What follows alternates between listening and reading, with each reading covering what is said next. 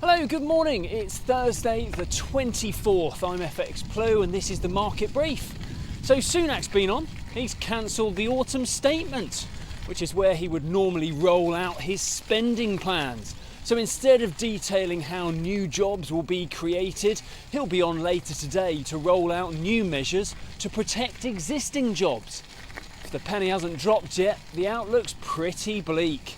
He's expected to announce plans that will replace the furlough scheme. That's due to end next month. So that should help calm a few nerves out there. But meanwhile, the market is a little torn. While on one hand, relatively impressed by the speed of Sunak's action, there's also broad concern about the long-term effect on the economy and the cost of any comprehensive furlough replacement.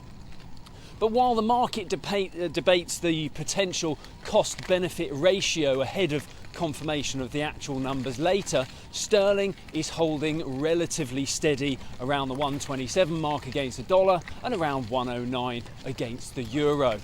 Over in the US, data showed that manufacturing output rose only slightly and services output fell, and this backs the call made by Powell about the importance of that pandemic relief fund. But the rhetoric from Team Trump is contradictory. They say they're treating it as urgent, but they also say that it's unlikely to be agreed ahead of the election.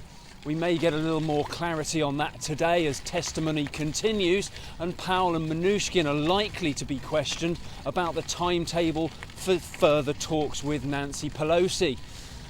Weekly jobless claims are also due out later today. This has been stagnating recently.